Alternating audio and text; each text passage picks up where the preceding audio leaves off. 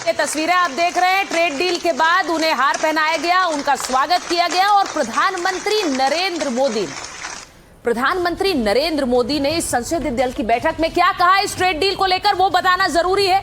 Deal के बाद जब संसदीय दल की बैठक हुई, पीएम ने कहा वर्ल्ड ऑर्डर भारत के पक्ष में बदल रहा है।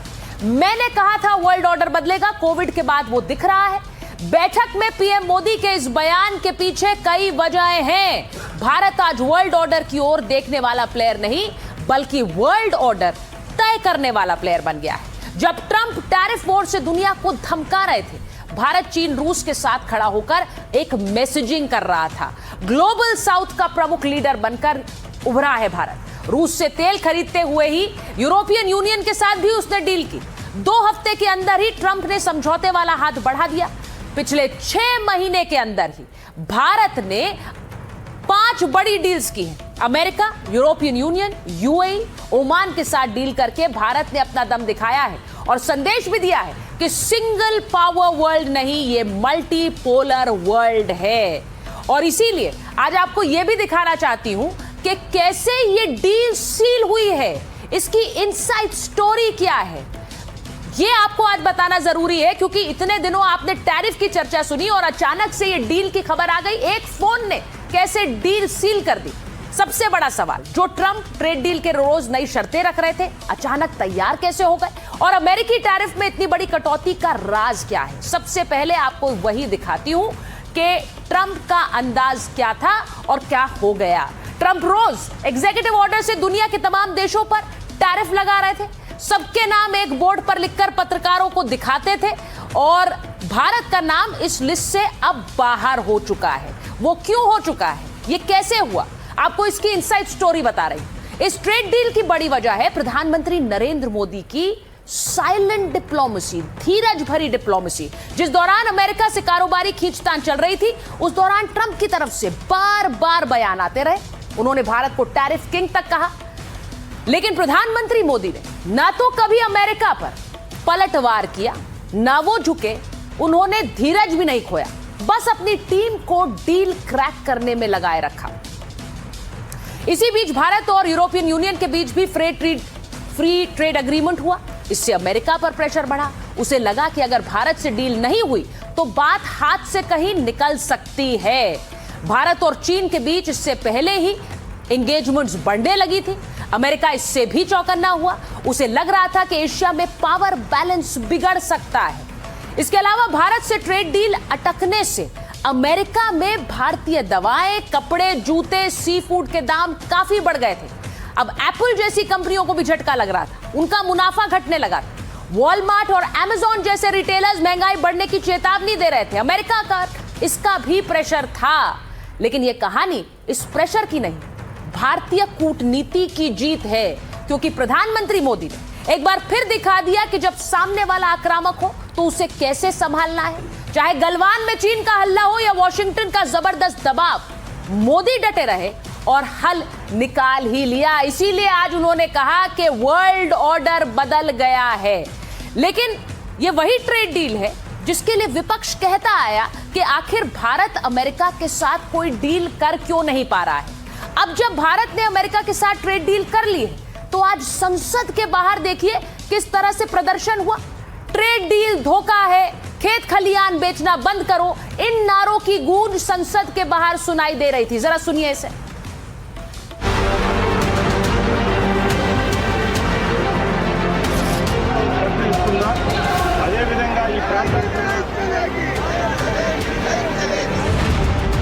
अमेरिका से ट्रेड डील पर विपक्ष को टेंशन क्यों?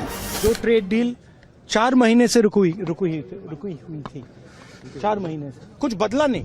किसी न किसी कारण, जो मैं जानता हूं नरेंद्र मोदी जानते हैं, नरेंद्र मोदी जी ने कल शाम उस डील को साइन कर दिया।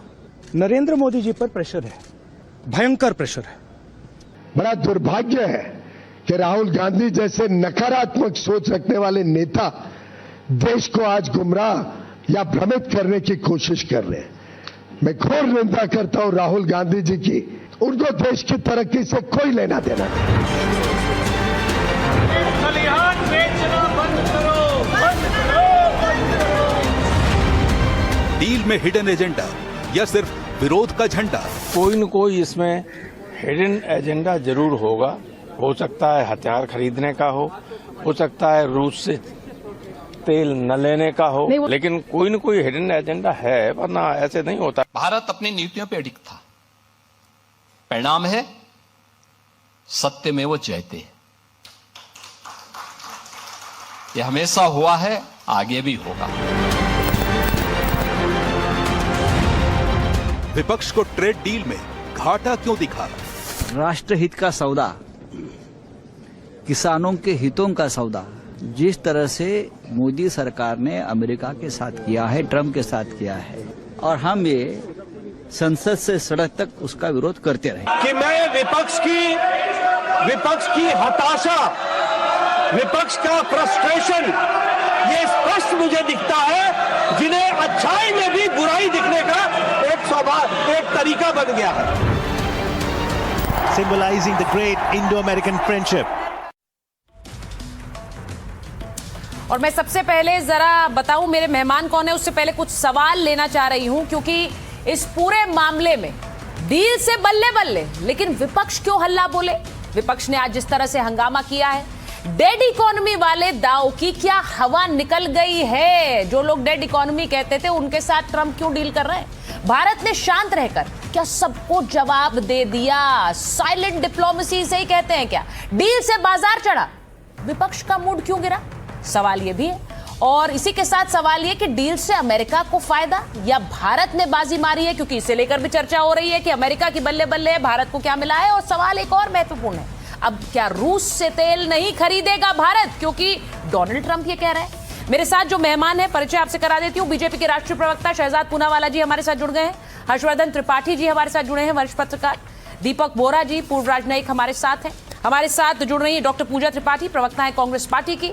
अनुराग भदौरिया जी, प्रवक्ता है समाजवादी पार्टी के। और सतीश के सिंह, वरिष्ठ पत्रकार हैं। मैं सबसे पहले यही पूछना चाहती हूं, ये डील क्रैक हुई है, ये डील डन है, लेकिन इस डील डन होने के बाद भी कुछ लोगों को इस पर आज जो नारे चल रहे थे वहां पर, ये डील खोखली डील है। अनुराग जी, क्यों डील खोखली डील है? क्यों ये कहा गया खेत खलियान बेचने वाले हैं? आप पहले तो कहते थे कि डील क्यों नहीं कर पा रहे, अब डील हो गई तो कह रहे हैं डील क्यों कर ली? देखिए, मैं अमेरिका की जो सेक्रेटरी हैं ब्रूक रोलिंस का एक आपको उनका ट्वीट पढ़ रहा हूँ। Thank you Trump for once again delivering for our American farmers. New US Indian deal will export more American farm products to India massive market, lifting prices and pumping cash into the rural America. मतलब आप America से अगर agriculture हम India में आएगा, agriculture product India में आएंगे, वैसे अमेरिका में एग्रीकल्चर प्रोडक्ट इंडिया से, इंडियन एग्रीकल्चर प्रोडक्ट से सस्ते पड़ते हैं। अगर वो सस्ता चीज़ हमारे इंडिया में अगर आएगा, हाँ, तो जाहिर सी बात है कि हमारे फार्मर के ऊपर उनका नुकसान होगा। तो मैं सरकार से भी चाहूँगा, अभी जब बीजेपी प्रवक्ता बोलेंगे तो बताए देंगे कि क्या क्या प्रोडक्ट इंडिया में वो लोग बेचेंगे। एक बात। दूसरी बात, आप ऐसे सोचिए, फरवरी में 2024 फरवरी की बात करें तो पहले अगर 100 रुपए की चीज़ हम अमेरिका बेचते थे तो 103 रुपए में बिकती थी। अब 118 रुपए में बिकेगी, तो सस्ती कहाँ हुई? टैरिफ भी तो इन्हीं के समय बढ़ा था। इसके पहले टैरिफ तो यहाँ 3% से भी कम था। दूसरी बात, अब क्या अमेरिका क्या कह रहा है कि हम तैयार हो गए हैं कि हम रसिया से ऑयल नहीं खरीदेंगे।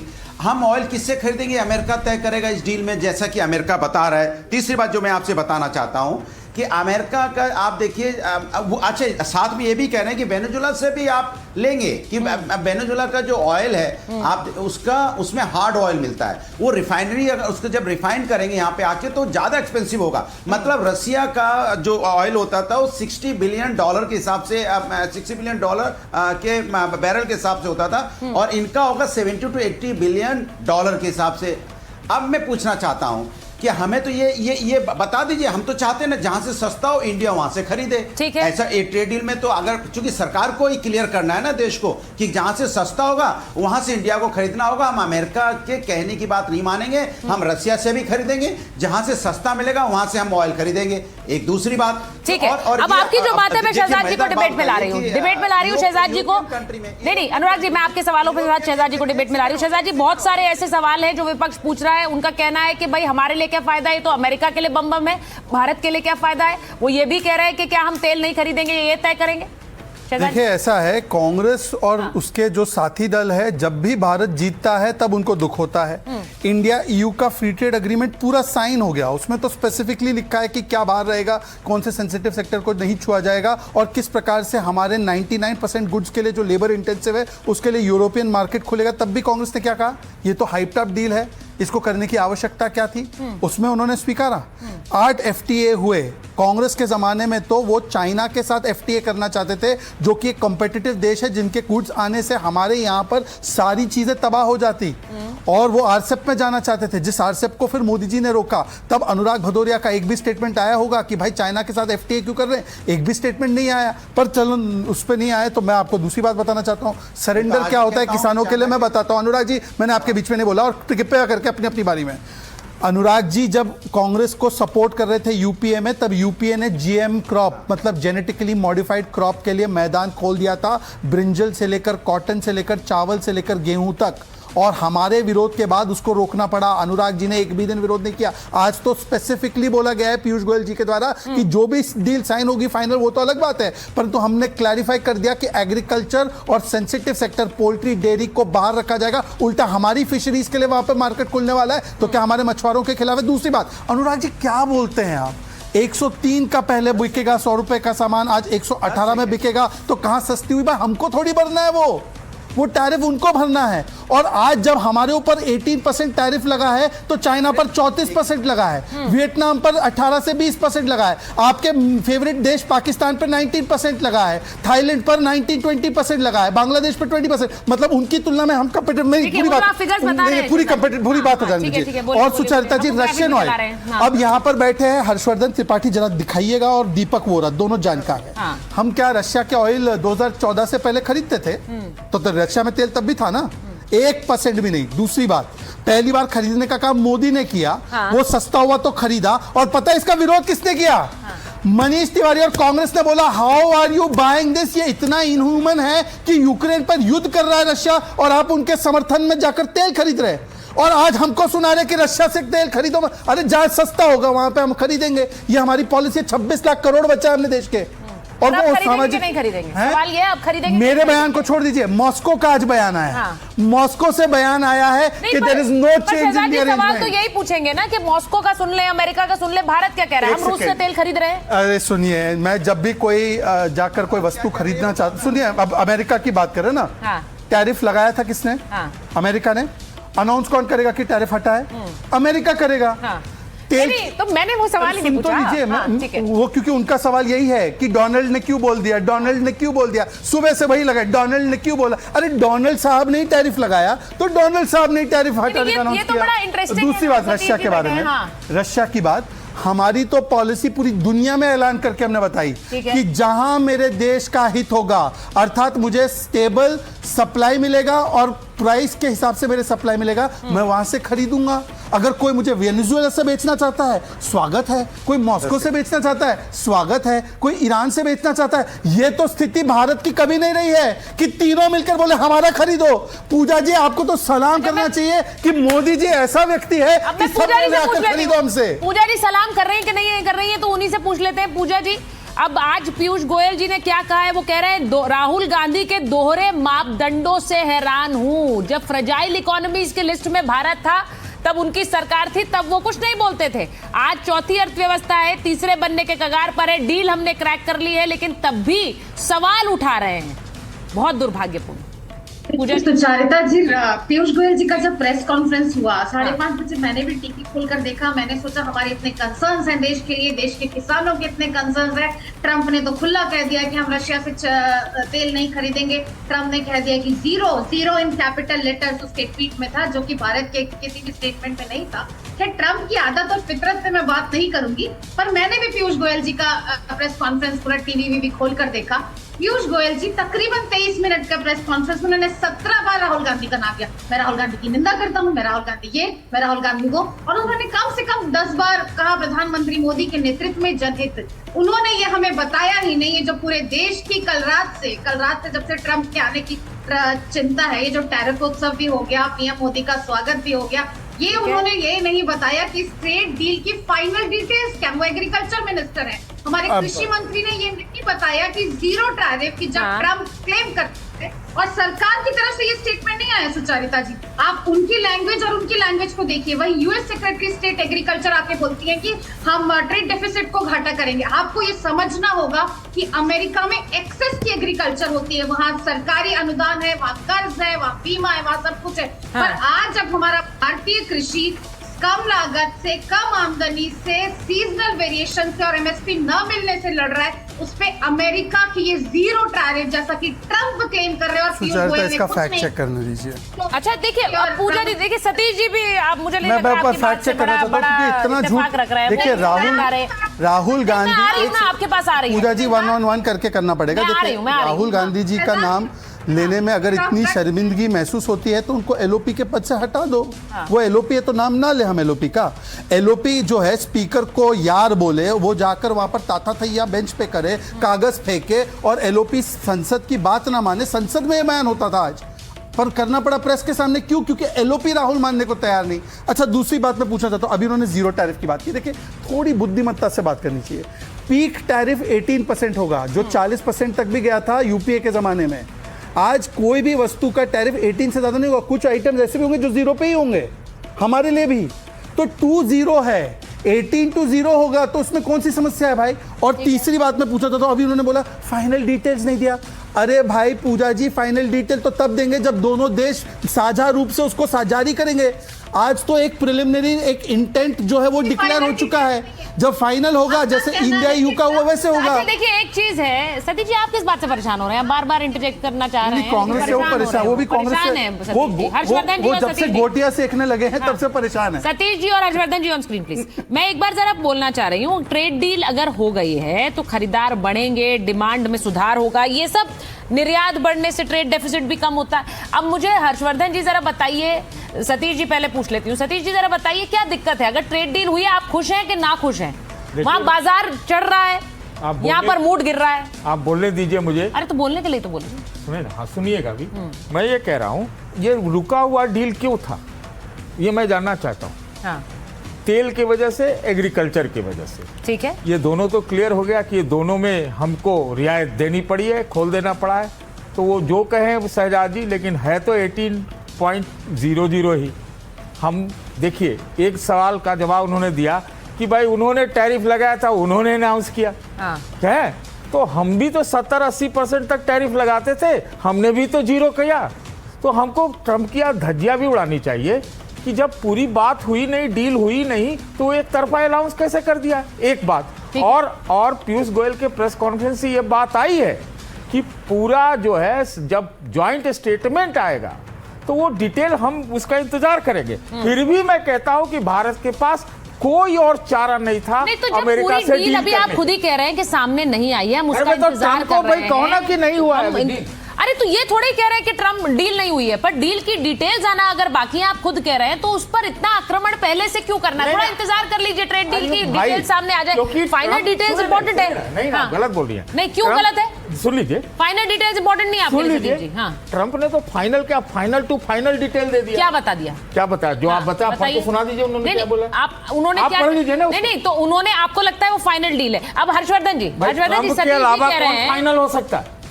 ट्रम्प के अलावा कौन फाइनल हो सकता है? भाई ट्रम्प ने टैरिफ लगाया भारत पर, लेकिन हम क्या उसके आगे झुके थे? हर्षवर्धन जी ये कह रहे हैं कि ट्रम्प के आगे कौन फाइनल हो सकता है?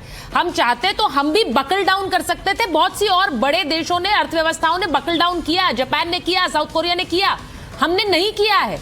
लेकिन इसके बावजूद अगर हम आज भी ये कहें कि ट्रम्प इज डिक्टेटिंग, ये सही है? नहीं, देखिए एक तो एक कि ट्रम्प के अलावा कौन फाइनल बात कहेगा, तो इसको तो कोई संदेह होना नहीं चाहिए। ट्रम्प दुनिया के सबसे शक्तिशाली देश के, दुनिया के सबसे बड़े मार्केट के, क्योंकि मार्केट इससे नहीं तय होता कि कितनी बड़ी जनसंख्या है, मार्केट इससे तय होता है कि पॉकेट कितना अलाउ करती है, वो कितनी स्ट्रांग है। तो जो 32-35 करोड़ की आबादी वाला अमेरिका है, वो इतना खर्च करता है कि दुनिया का हर देश उसके लिहाज से अपना एक लाभ कमा सकता है।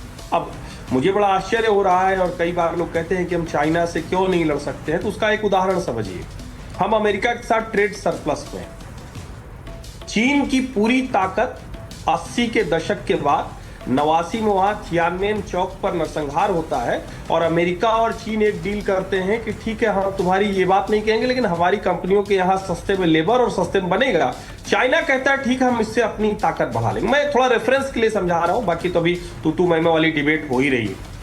जब वो कंपनियों को जगह देता है तो अपनी ताकत को बढ़ाना शुरू कर देता है। अब मैं आपको एक उदाहरण के तौर पर बताता हूं, जिससे और आसानी से समझ में आए। अगर वो आईफोन 118 रुपए का हमारा बिकेगा और 130 रुपए का, मैं ऐसे ही बता रहा हूं समझने के लिहाज से, रुपया डॉलर नहीं है, तो जाहिर है अमेरिकी कंज्यूमर किसको खरीदेगा? वो 118 वाले को खरीदेगा, नंबर 1। नंबर 2 ये, अमेरिका के पास भी, अगर हमारे पास विकल्प नहीं था, हमारा सबसे बड़ा पार्टनर है, हमारा सबसे बड़ा जिसको कहते हैं कि सरप्लस वाली कंट्री है, तो अगर अमेरिका के पास विकल्प, हमारे पास विकल्प नहीं था, तो अमेरिका के पास भी नहीं था। क्यों नहीं था? क्योंकि हमने अलग अलग ट्रेड डील्स कर ली। उसका जो सबसे बड़ा सहयोगी है यूरोपीय यूनियन, उससे हमने पूरी ट्रेड डील कर ली, और पूरे यूरोपीय यूनियन से किया, ये समझिए आप इसको। और उसमें 99% पर जीरो टैक्स है, इसको आप समझिए। वो मार्केट है जिसको चाइना ने मोनोपोली कर रखी थी, कैप्चर कर रखा था, और पिछले जो पहला कार्यकाल ट्रंप का था और उसके बाद जो बाइडेन के समय में भी चाइना वहां ज्यादा एक्टिवली घुस गया था, उस मार्केट पर कब्जा कर लिया। वो हमने कर लिया। हमने ब्रिटेन के साथ वो ट्रेड डील कर ली। अब अमेरिका के पास भी बहुत ऑप्शन नहीं था। जो लोग कह रहे हैं कि 4 महीने में क्या क्या बदला, अगर ये सब भारत करने में सक्षम नहीं होता तो आज अमेरिका टेबल पर नहीं बैठता। दूसरा, जब हम कहते हैं कि एग्रीकल्चर बहुत बड़ा लिखा हुआ है, उनकी जो मंत्री हैं उन्होंने भी ये बयान दिया, तो इसको आप समझिए। ठीक है, आज भी अमेरिका से एक्सपोर्ट आइटम हमारे यहाँ आते हैं। बड़ा बेसिक सा डिफरेंस है, ये समझना चाहिए। जैसे उदाहरण के लिए कि रोल्स रॉयस की कार आ जाए और फोर्ड की पूरी कार आ जाए, दोनों का डिफरेंस समझिए। अगर समझदार होंगे अर्थशास्त्र के लिहाज से तो समझेंगे। यानी कुछ प्रोडक्ट जो बहुत एलीट प्रोडक्ट है वो आएंगे तो वो समझ में आता है, लेकिन मास प्रोडक्ट कौन लेकर आएगा? मास प्रोडक्ट अभी भी हमारा है, तो हमारे किसान के हित पूरी तरह से सुरक्षित है। और जो लागत कम होने की बात है, हम अभी अमेरिका से जो प्रोडक्ट मंगाते हैं वो सस्ते प्रोडक्ट नहीं है एग्रीकल्चर के। अब एक सवाल का जवाब और जो तेल वाले पर आ रहा है, ये बिल्कुल ठीक बात है कि रशिया से हमने अपना ऑयल जो खरीद है वो कम कर दी, लेकिन हम इराक को अपने बास्केट नहीं, पर सर कम कर दिया, खरीदेंगे नहीं खरीदेंगे, देखिए ये क्लैरिटी तो देश पूछेगा ना। ट्रंप यूनिलैटरली इसको अनाउंस करते हैं कि they will not by any oil from Russia. लोग पूछेंगे, शहजाद जी पूछेंगे। मैं हर्षवर्धन जी 30 सेकंड दे दें। हाँ, बोलिए हर्षवर्धन जी, बोलिए। 30 सेकंड, फिर मैं दीपक जी को, जरूरी है। बोलिए। मैं कहिए तो पूरा चार्ट बता दूं। हाँ, ये यूक्रेन के समय में डिस्काउंट बढ़ा, इसको आप समझिए। ये मार्केट जो है ना वो डायनेमिक्स से चलता है, प्राइस डायनेमिक्स से। हमें जब 12 से 15 और 20 डॉलर पर बैरल तक का डिस्काउंट मिलने लगा तो हम रशिया के साथ डील में चले गए। वो अचानक बढ़ा है, वो चार्ट आप देखेंगे तो बहुत तेजी में बढ़ा है पिछले 2 सालों। ठीक है, लेकिन ऐसा नहीं होगा ना कि रशिया का डिस्काउंट कम देने लगे और हम उससे ज्यादा तेल खरीदेंगे, ऐसा नहीं हुआ। दूसरा, ठीक है हर्षवर्धन जी, मैं एक बार मैं जरा एक तस्वीर में आ रही हूँ। शहजाद जी एक सेकंड रुकिए। आज प्रधानमंत्री नरेंद्र मोदी ने जो एनडीए सांसदों की साथ बैठक हुई, उसमें उन्होंने क्या कहा? उन्होंने कहा कि अमेरिका ट्रेड डील से अच्छा वातावरण बना है। लोग आलोचना कर रहे थे पर हमने धैर्य रखा है, हमारे धैर्य रखने का अच्छा परिणाम निकला है। यूएस डील में हमारी कूटनीति की बड़ी जीत है। वर्ल्ड ऑर्डर भारत के पक्ष में ट्विस्ट हो रहा है। अब इसका मतलब, मैं जरा एक बार दीपक वोरा जी के पास जाऊंगी। Ambassador Vora, world order Bharat के पक्ष में ट्विस्ट हो रहा है, जब वो ये कह रहे हैं, इसका मतलब क्या है? क्योंकि बहुत से लोग ये सोच रहे हैं कि ये अमेरिका की तरफ टिल्टेड डील है, हमने मजबूरी में डील कर ली, हमने दबाव में डील कर ली, ऐसे बयान नेता प्रतिपक्ष के भी आए हैं। मैं आपसे पूछ रही हूं, क्या वर्ल्ड ऑर्डर भारत बदल रहा है? बहुत बहुत धन्यवाद मैम, बहुत अच्छा लगता है आपके चैनल पर होता हूँ। डिबेट बहुत मजेदार होती है हमेशा, और आपसे तो बहुत जानकारी मिलती है। 10 मिनट में मुझे जाना पड़ेगा एट 8:30। बहुत जल्दी से आपको बता देता हूँ, आज शुभ मंगलवार का दिन है ना। टुडे इज महान मंगलवार, भगवान हनुमान का दिन है, आज तो काली माँ का दिन है। और आज ये हमने अग्रीमेंट, आप डील का शब्द प्रयोग करते हैं वो डोनाल्ड ट्रंप करता है, ये हमने अग्रीमेंट अमेरिका के साथ अनाउंस किया है। अब क्यों किया मैम? कुछ ही दिन पहले आपको पता है एक मदर ऑफ ऑल डील्स की थी हमने यूरोपियन यूनियन के जो सदस्य हैं, और आज हमने की है फादर ऑफ ऑल डील्स। तो अब अमेरिका, भारत और EU अगर इन तीनों को मिला दे, जो प्राइम मिनिस्टर ने कहा था कि न्यू वर्ल्ड ऑर्डर, ये मिलके EU के देश, भारत और अमेरिका लगभग 50% या 45% दुनिया का GDP है, सबसे बड़ा एक ट्रेड ग्रुप बन जाता है। और कॉमन फैक्टर क्या है? भारत। तो जब उन्होंने कहा है कि this is the new world order जो बन रहा है, जो न्यू वर्ल्ड सिस्टम आ रहा है, उसमें भारत की अहम भूमिका, विच इज ट्रू। दोनों तरफ भारत है। अभी अमेरिका और EU के बीच में तनाव चल रहा है, ये तो आप जानती हैं मुझसे बेहतर। भारत ने अब दोनों के साथ दोस्ती कर ली है। And then let me just say one more thing ma'am, फिर आपके बाकी विशेषज्ञ। मैं तो इकोनॉमिस्ट हूँ, रहा हूँ अमेरिका में, रिग्रेशन एनालिसिस करता हूँ। ये जो बात कर रहे हैं एग्रीकल्चर की, कपास की बात मैं आज सुन रहा कीजिए, उनका कॉटन आ जाएगा, हमें खत्म कर देगा। अमेरिका का कॉटन अच्छी क्वालिटी का है, उसको सुप्रीमा कहते हैं, लेकिन बहुत महंगा है। अगर आपने जीरो ड्यूटी पर भी आपने डंप भी यहाँ पर कर दिया, आप अपनी प्रोडक्शन कॉस्ट के कम दाम पे नहीं बेच पाएंगे, नहीं तो फिर वो ट्रिगर हो जाएंगे जो सेफ गार्ड्स उसके अंदर होते हैं, वो नहीं खरीदेगा। अच्छा, अमेरिका गाड़ियां बड़ी अच्छी बनाता है, 10,000 करोड़ की गाड़ी भेज दी जाए यहाँ जीरो टैरिफ पे, कौन खरीदेगा? ये प्राइस सेंसिटिव मार्केट है। तो सारी चीजों का ध्यान रखते हुए मैम एज एन इकोनॉमिस्ट मैं ये कह सकता हूँ, ये जो अग्रीमेंट हमने इनके साथ किया है, दोनों देशों को फायदा होगा। अमेरिकन कंज्यूमर के लिए कीमतें कम हो जाएंगी और भारत को ज्यादा ऑप्शन मिलेंगे। एंड डोंट फॉरगेट, ये सिर्फ गुड्स के बारे में नहीं है, साथ में टेक्नोलॉजी है, साथ में इन्वेस्टमेंट है, साथ में हाईटेक एरिया है, सब कुछ उसके अंदर शामिल है। फाइनली सिर्फ ये ट्रेड एग्रीमेंट तो एक ही था ना मैम, जब ट्रेड एग्रीमेंट पे भी बात हो रही थी और कुछ डिसएग्रीमेंट थे, तब हमारी स्पेस डील तो चल रही थी, हमारी ओशन के अंदर जो काम है वो तो चल रहा था। हमारी डेलीगेशन अभी अमेरिका में बैठी है, साइंस एंड टेक्नोलॉजी, हाईटेक में, 6G में हमारी तो कोऑपरेशन चल रही है। ट्रेड डील तो एक हिस्सा है बायलैटरल रिलेशनशिप का। लेकिन आज मैम सच कहता हूँ कि आज भारत ने कमाल कर दिया है।